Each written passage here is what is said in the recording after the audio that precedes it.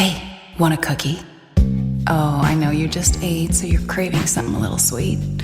Besides, one cookie isn't gonna kill you. How about half? Just a bite? Bite it. Bite it. Bite it. Food noise isn't fair, but Mochi Health is. Your affordable GLP-1 source that puts you on a path to successful weight loss by quieting food noise. Bite it! Shh. Learn more at joinmochi.com. Mochi members have access to licensed physicians and nutritionists. Results may vary. Welcome to the Deep Dive. Today we're really jumping into a complex and fascinating period in American history. We are. We're looking at the Creek Confederacy, specifically the lead up to the Creek War. Right. And focusing on some really key figures, people like Alexander McGillivray and William Weatherford, their lives, their influence. And how those lives were just completely intertwined with the huge historical shifts happening around them. Yeah. I think if you're interested in understanding, the forces behind major historical events and the individuals caught up in them, then looking at these figures gives you that deeper, more nuanced view. It's not just about the big battles or treaties, is it? definitely not. And Right. we've got a good range of sources to help us do that. We're pulling from Wikipedia the entries on McGillivray, Weatherford, the Creek War. And the Encyclopedia of Alabama's take on the war. Plus, a Cherokee genealogy, a National Park Service page on the main players in the war. And a scholarly paper looking at the Scots and Irish influence among the Cherokee, which is interesting context. And a History.com piece on John Ross, the Cherokee leader. So a real mix. It is. And our goal really is to use all of this to understand what was going on inside the Creek Confederacy, the divisions, And the pressures from outside. Yeah. Plus the role these individuals of mixed heritage played. Exactly. And how it all connects to the bigger picture. Other tribes, European powers. It's all connected. Okay, let's dive in then. Alexander McGillivray seems like the place to start. What strikes me is how he just seemed to operate in multiple worlds at once. He really did. I mean, look at his background. His father, Lachlan McGillivray, a Scottish trader. Okay. But his mother, Sehoy II, she was Muscogee from the Wind clan. A really prestigious one. Ah, right. And the Muscogee system was matrilineal. Exactly. That's key. Your lineage, your clan, it comes through your mother. So that was the root of his standing in Creek society. Despite his European father and, his very European education, he had a British colonial education, right? Spoke English fluently. Yeah, they called him the most anglicized Creek. He even had this big library apparently focused on natural history. It's quite the mix. It really is, and that must have given him a unique edge. Oh, definitely. Strategically, dealing with Europeans, he understood their language, their ways, but he was still grounded in Creek society. And economically, too, he leveraged his father's trading network. He certainly did. Became probably the wealthiest Creek around, owned plantations, enslaved people, about 60, the sources suggest. Wow. And he was a partner in Pant and Leslie and Company. They basically controlled the deerskin trade. Huge economic power. So he builds this major economic base, almost like a European merchant prince within the Creek world. How did that translate politically? Well, that's where it gets really interesting. In 1783, he becomes principal chief of the Upper Creek towns. Okay. But, and this is important, the Creek traditionally didn't have that kind of centralized power. It was much more about village autonomy. So him stepping into that kind of role was new. Controversial. A bit of both, probably. It challenged the old ways. Some leaders would have definitely pushed back. So how did he hold on to that power if it wasn't the traditional structure? Well, he was a master diplomat, and he used gifts strategically. All right. He played Britain and Spain off against each other, secured resources. And then distributed those resources, those goods, tools, guns, cloth, whatever, to build loyalty. Exactly. Creating dependencies, maybe? Bolstering his own position? You see that with the Treaty of Pensacola, 1784, with Spain. They recognized Muscogee sovereignty. He gets a salary as a Spanish agent. Right. Which, of course, created friction with the new United States. Because he'd opposed the earlier Treaty of Augusta with Georgia, where the Creeks had lost land. Yes. His main goal seemed to be Creek independence, using European alliances to achieve it. He saw centralizing power, his power, as the way to do that, even if it ruffled traditional feathers. And then the U.S. becomes a bigger player. He initially resented their policies, understandably. Given their push westward, yeah. But he does eventually talk peace, leading to the Treaty of New York in 1790. That feels like a major moment. It was complicated, though. It set boundaries. The U.S. promised to remove illegal settlers. The Creeks would return to escaped slaves. What? But many Creeks felt McGillivray had basically sold them out on land concessions. They felt misled. And wasn't there a secret side to that treaty, too? for him personally? There was. He got a commission, U.S. Brigadier General, with a salary, compensation for his father's confiscated lands during the Revolution, duty-free imports through his company. So he's trying to secure peace, maybe, but also definitely looking out for number one. It certainly looks that way. It's that balancing act again, protecting Creek interests, or his interpretation of them, and his own wealth and standing. Later historians definitely questioned his motives, calling him duplicitous, even corrupt. Jefferson suspected he was a secret partner in Panton, Leslie & Co. Yeah, raising that conflict of interest question. Was he making policy based on Creek needs or his business interests? It's incredibly tangled. And then, just 2 years after the Treaty of New York, he walks away from it. Repudiates it. Goes back to negotiating with Spain. He was holding positions, drawing salaries from the U.S. and Spain simultaneously, plus running his business empire. It's quite something. Almost Machiavellian, really. He was undeniably skilled, juggling all those allegiances. But when he died in 1793, he left this vacuum and this legacy of brilliance, maybe, but also deep suspicion. And importantly, his nephews, William Weatherford and William McIntosh, they step into the picture later. Right. And they end up on opposite sides with totally different ideas about dealing with the Americans, setting the stage for the conflict to come. Which brings us right to the causes of the Creek War itself. It wasn't just about McGillivray or external U.S. pressure, was it? Things were brewing internally, too. That's absolutely crucial. The economy was a huge factor. The old ways, hunting and trading, they were declining. The deerskin trade wasn't what it used to be. Exactly. So people became more reliant on expensive European goods, mostly from Panton, Leslie & Co., McGillivray's partners. And that created divisions, wealth gaps. Yeah.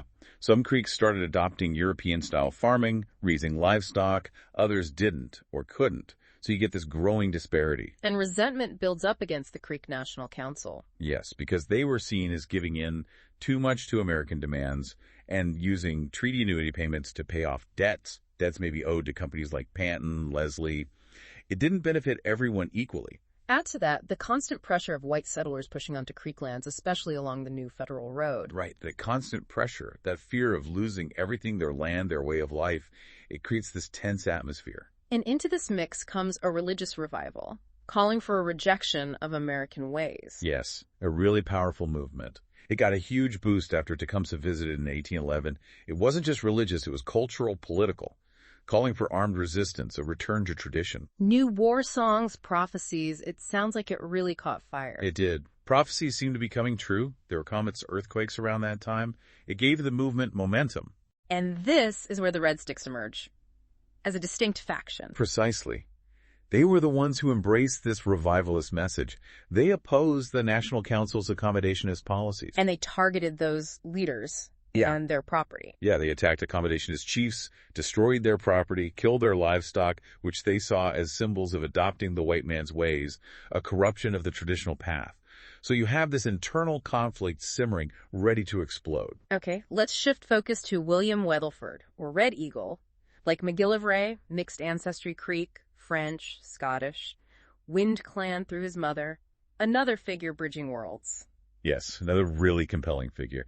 And at first he seemed pretty successful at it. He had a plantation, owned slaves, was into commercial farming, even horse racing. So fairly assimilated initially. Got along with both Creeks and European Americans. It seemed so. But like many, he was worried about the encroachment on Creek lands. He saw it happening. So what pushed him towards the Red Sticks? Towards resistance? Well, likely that growing pressure. The sense that the National Council wasn't protecting Creek interests effectively enough. He saw the traditional way of life slipping away. And then comes Fort Mims, the massacre in 1813. That's heavily tied to him, isn't it? It is. It's probably the defining event of his involvement.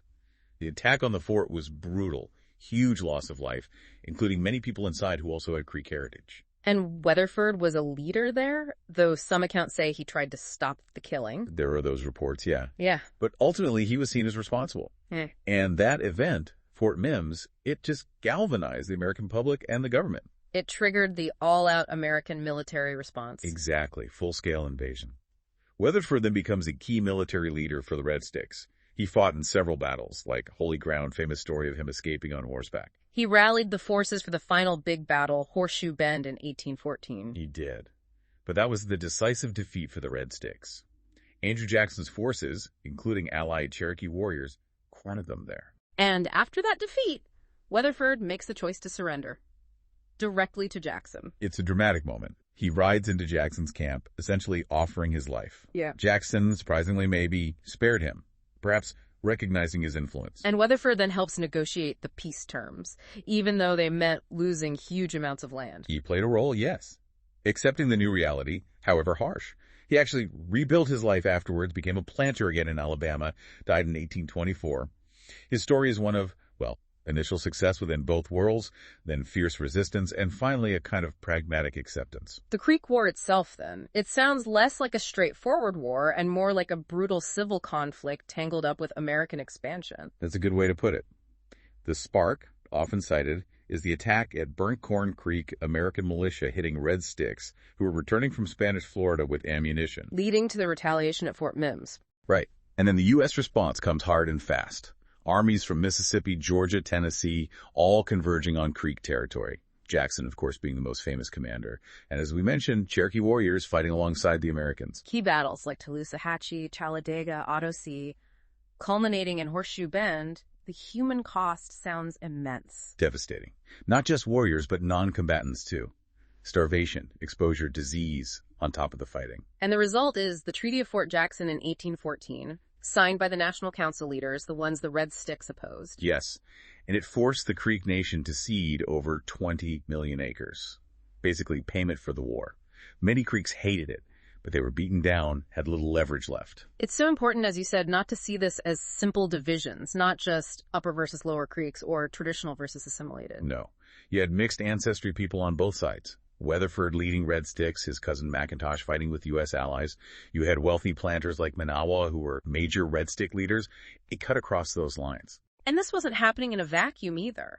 Tecumseh's efforts were a factor. Absolutely. His push for a pan-Indian alliance was a major backdrop. And the War of 1812 was going on simultaneously. The British were encouraging Creek resistance against the Americans. And the refugees, the Red Sticks, who fled to Florida after the war. They played a part in stirring up what became the First Seminole War. So, yeah, all these conflicts were deeply interconnected across the region. Now, you mentioned the sources touching on the Scots and Irish influence, particularly among the Cherokee. How does that parallel or contrast with the Creek situation? It's really interesting context. The paper highlights just how deeply involved Scots and Irish were in Cherokee history. Traders, officials, invaders. Many prominent Cherokee families ended up having mixed Scots-Irish roots. Figures like Ludovic Grant, James Adair, the Van family traders who often married Cherokee women became part of the community. Some respected, some not so much, like John Eliot. Right. And then British officials like John Stuart, Alexander Cameron, John MacDonald again, often marrying into the nation, gaining influence. Even military leaders involved in conflicts often had that background. So there's cultural exchange, new goods, new practices, but also negative impacts, like slavery being introduced or reinforced by traders. Yes, the paper points that out. Increased warfare, traditional crafts declining, political systems changing, and of course the horrific impact of European diseases like smallpox, often spread through trade contacts. It sounds like a very similar dynamic in some ways. Opportunity and disruption hand in hand. It does. The demand for deerskins, for example, led to overhunting among the Cherokee, too. Trade debts piled up, leading to land cessions. European political ideas slowly shifted their consensus-based governance. It's a familiar pattern. Which leads us to John Ross, a major Cherokee leader, emerging a bit later, but his background feels relevant here. Scottish father, part Cherokee mother. Ross is such a key figure for understanding what happened next. Raised in Cherokee culture, matrilineal side mattered, but also very assimilated. Spoke English, adopted European ways, owned a trading post, enslaved people.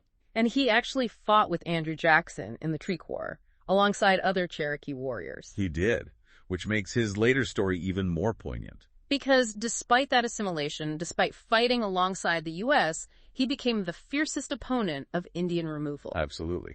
Principal chief of the Cherokee Nation for decades. He fought the Indian Removal Act tooth and nail, used the U.S. legal system, appealed directly to President Jackson, his former commander. Trying every possible avenue to protect Cherokee land and sovereignty in Georgia. Tirelessly. But then came the Treaty of New Dakota, signed by a small, unauthorized faction of Cherokees. The Treaty Party. Right. And the U.S. government seized on that treaty, even though Ross and the vast majority of Cherokees rejected it, as the legal justification for forced removal. The Trail of Tears. The Trail of Tears. Despite all Ross's efforts, his legal challenges, his protests, It's a story of profound betrayal.